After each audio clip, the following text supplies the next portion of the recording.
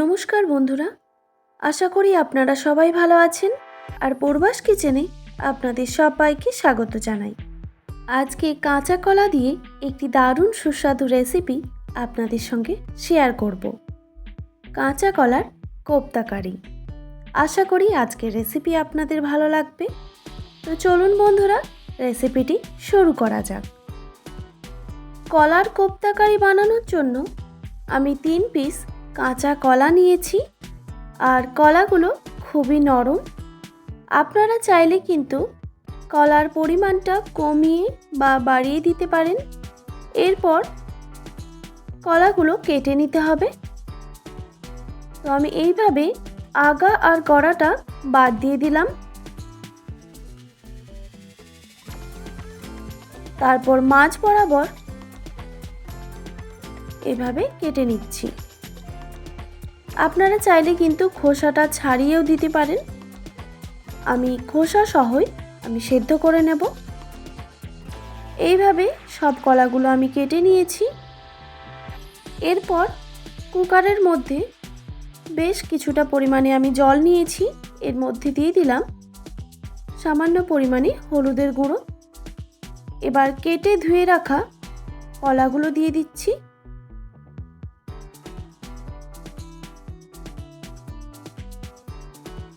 এই কলার সঙ্গেই আমি কয়েকটা আলু নিয়েছি। আলুগুলো একই সঙ্গে সেদ্ধ করে নেব। এবার 2 থেকে 3টা সিটি দিয়ে দিলেই হবে। এইদিকে কাঁচা কলা আর আলু সেদ্ধ হতে থাক, আর এইদিকে আমি একটা মশলা রেডি করে নেব। একটা মিক্সিং জারে দিয়ে দিলাম একটা মিডিয়াম সাইজের টমেটো কুচি, আর 1.5 ইঞ্চ মতো আদা, আর দিয়ে দিলাম ঝালের জন্য 4টে কাঁচা লঙ্কা। তবে ঝালটা আপনারা অবশ্যই কম বেশি করে নেবেন। সামান্য জল দিয়ে এর একটা মিহি পেস্ট বানিয়ে নিয়েছি। দেখুন, আর কাঁচা কলা আর আলু সেদ্ধ হয়ে গেছে। আমি হালকা করে ঠান্ডা করে নিয়েছি। এবার কলার খোসাটা ছাড়িয়ে নিচ্ছি।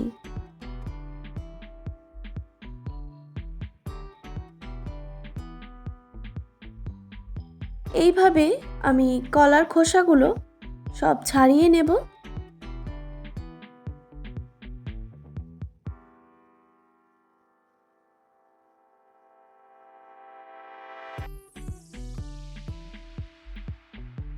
এরপর আলুর খোসাগুলো আমি ছাড়িয়ে নিচ্ছি।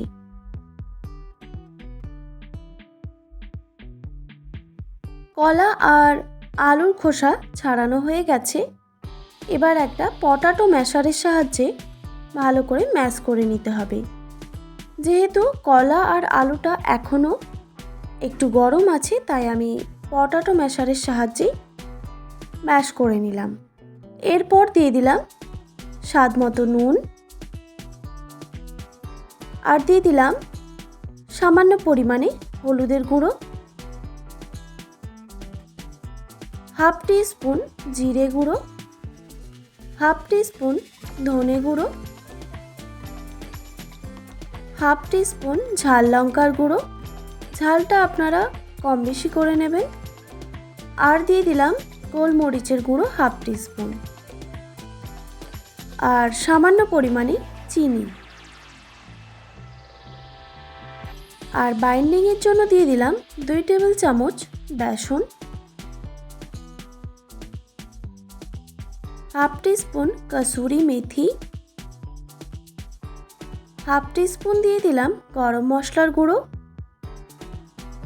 আর দিয়ে দিচ্ছি সামান্য পরিমাণে কুচিয়ে রাখা নারকেল, আর কুচিয়ে রাখা কাজু কিশমিশ। এতে কোপ্তার স্বাদ দারুণ আসবে। যখন নারকেল আর বাদামের টুকরো মুখে পড়বে, এতে কিন্তু আরও বেশি ভালো লাগবে। তারপর হাতটা পরিষ্কার করে ধুয়ে নিয়ে হাতে করেই আমি এটা মেখে নিচ্ছি।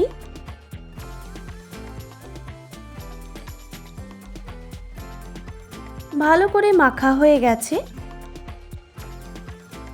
এবার চলে যাচ্ছি মূল রান্নাতে। একটা কড়াইতে দিয়ে দিলাম পর্যাপ্ত পরিমাণে সর্ষের তেল। এখানে বলে রাখি, আপনারা চাইলেই কিন্তু সাদা তেল দিয়েও রান্নাটা করে নিতে পারেন।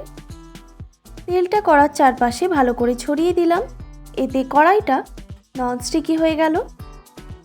এরপর এইভাবে হাতে করে আমি একটু প্রেস করে দিচ্ছি মাঝ বরাবর। আপনারা চাইলে কিন্তু গোল শেপেও বানিয়ে নিতে পারেন। এই একইভাবে আমি কোপ্তাগুলো তেলের মধ্যে ভেজে নেব।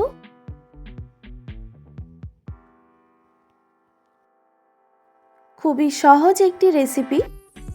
আপনারা এরকম যে কোনো নিরামিষের দিনেই খুব সহজেই এইরকম কলার কোপ্তা কারি বানিয়ে নিতে পারবেন। আর এই রকমভাবে যদি আপনারা কলার কোপ্তা কারি বানান, আপনার হাতে রান্না খেয়ে কিন্তু বাড়ির সবাই খুবই প্রশংসা করবে। এবার গ্যাসের ফ্লেমটা মিডিয়ামে রেখে কোপ্তাগুলো ভেজে নিতে হবে। এক সাইডটা ভাজা হয়ে গেছে, এবার খুব আস্তে করে আর এক সাইডটা উল্টে দিতে হবে।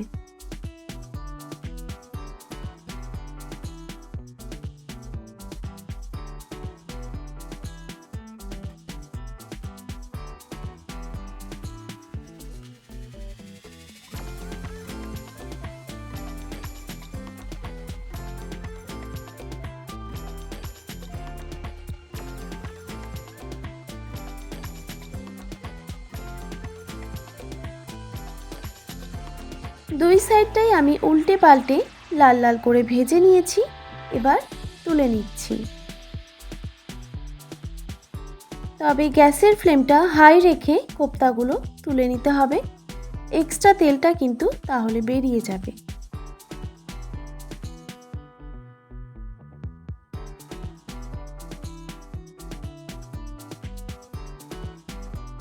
একইভাবে আমি বাকি কোপ্তাগুলো ভেজে নেব।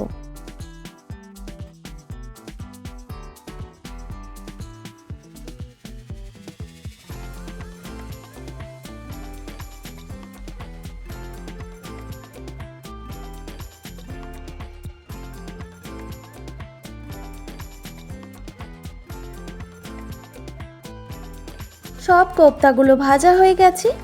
এরপর কড়াইতে যেটুকু পরিমাণ তেল আছে ওই তেলের মধ্যেই আমি বাকি রান্নাটা করব। এরপর আমি এখানে দুটো মিডিয়াম সাইজের আলু নিয়েছি। আলুগুলোকে বেশ বড় সাইজেই কেটে নিয়েছি। এরপর আলুগুলোকে লাল লাল করে ভেজে নিতে হবে। সামান্য পরিমাণে নুন দিয়ে দিলাম।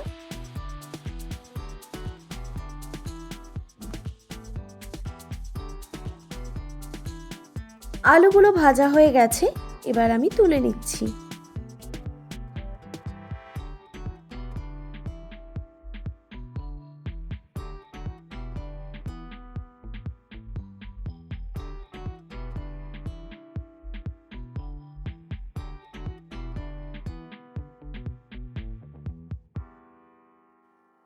এরপর ওই তেলের মধ্যেই দিয়ে দিলাম হাফ টিস্পুন গোটা জিরে আর একটা তেজপাতা, আর দিয়ে দিলাম এক টুকরো দারচিনি, দুটো এলাচ আর তিনটে লবঙ্গ। এই গোটা মশলাগুলো তেলের মধ্যে খুব ভালো করে ভেজে নিতে হবে, যতক্ষণ না এর থেকে একটা সুন্দর ফ্লেভার ছেড়ে দিচ্ছে। গোটা মশলাগুলো ভাজা হয়ে গেলেই দিয়ে দিলাম এক চিমটি হিং। তারপর মিক্সিতে যে আমি আদা, কাঁচা লঙ্কা আর টমেটো বেটে নিয়েছিলাম সেটা দিয়ে দিলাম, আর মিক্সির মগ ধোয়া সামান্য জলও দিয়ে দিলাম।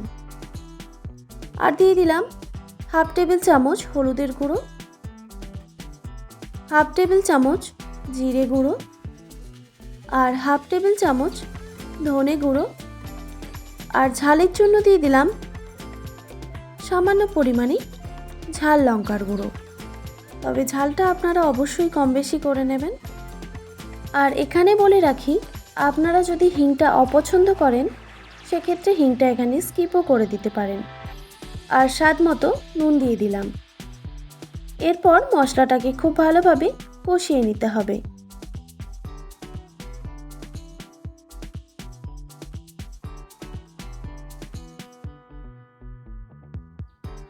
প্রায় 2-3 মিনিট টাইম নিয়ে আমি মশলাটাকে খুব ভালোভাবে কষিয়ে নিয়েছি। মশলা থেকে তেল ছেড়ে দিয়েছে। এরপর দিয়ে দিচ্ছি ভেজে রাখা আলু। আলুটা দেওয়ার পর আবারও আমি মশলাটাকে আলুর সঙ্গে কষিয়ে নিচ্ছি।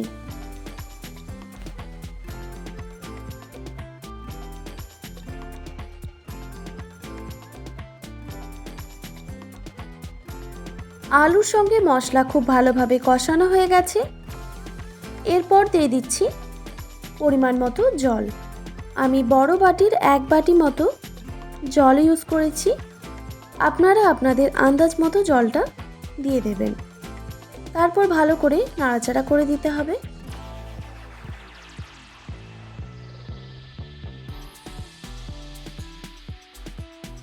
তারপর একটা ঢাকনা দিয়ে আমি ঢেকে রেখে দিলাম প্রায় 2-3 মিনিটের জন্য। আর এখন আমি গ্যাসের ফ্লেমটা হাই রেখেছি। 2-3 মিনিট পর ঢাকনাটা আমি সরিয়ে দিলাম। জলটা কিন্তু ফুটে এসেছে। আলুটা মনে হয় আরও একটু সেদ্ধ হবে, তাই আমি গ্যাসের ফ্লেমটা মিডিয়ামে রেখে আবারও একটা ঢাকনা দিয়ে ঢেকে দিলাম প্রায় 1.5 থেকে 2 মিনিটের জন্য। 1.5-2 মিনিট পর আমি ঢাকনাটা সরিয়ে নিলাম। আলুটা কিন্তু খুব ভালোভাবে সেদ্ধ হয়ে গেছে। এরপর স্বাদের ব্যালেন্সের জন্য দিয়ে দিলাম সামান্য পরিমাণে চিনি, আর দিয়ে দিলাম 1/2 টিস্পুন রোস্টেড কসুরি মেথি, আর 1/2 টেবিল চামচ ঘি দিয়ে দিলাম। ঘি দেওয়ার ফলে রান্নার স্বাদ ও গন্ধ দুটোই দারুণ আসবে। তো আমি আগেই সব মশলাগুলো দিয়ে দিলাম। এইভাবে আরও কিছুক্ষণ ফুটতে দেব, কারণ কোপ্তাগুলো দেওয়ার পরেই কিন্তু বেশিক্ষণ ফোটানো যাবে না, না হলে কোপ্তাগুলো ভেঙে যেতে পারে। তো আমি 1-2 আলু এইভাবে একটু ম্যাশ করে দিচ্ছি, তাহলে রান্নাটা আরও বেশি ভালো লাগবে।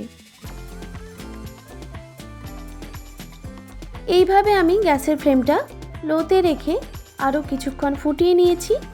এরপর দিয়ে দিচ্ছি ভেজে রাখা কোপ্তা। কোপ্তাগুলো দেওয়ার পর বেশিক্ষণ কিন্তু ফোটানো যাবে না। এরপর আমি গ্যাসের ফ্লেমটা অফ করে দিলাম।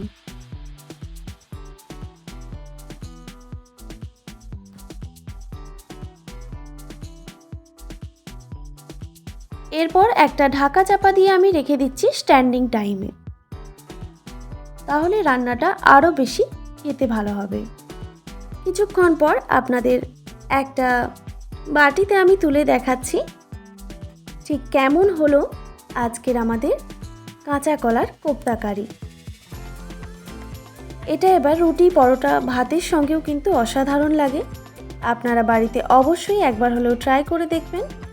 আশা করি আজকের রেসিপি আপনাদের ভালো লেগেছে। আর ভালো লেগে থাকলে অবশ্যই একটি like, comment, share and subscribe করে দেবেন।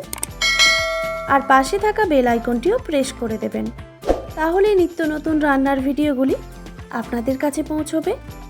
ভালো থাকবেন, সুস্থ থাকবেন। দেখা হচ্ছে নতুন কোনো রেসিপি নিয়ে। আর এতক্ষণ আমার সঙ্গে থাকার জন্য আপনাদের সবাইকে অনেক ধন্যবাদ।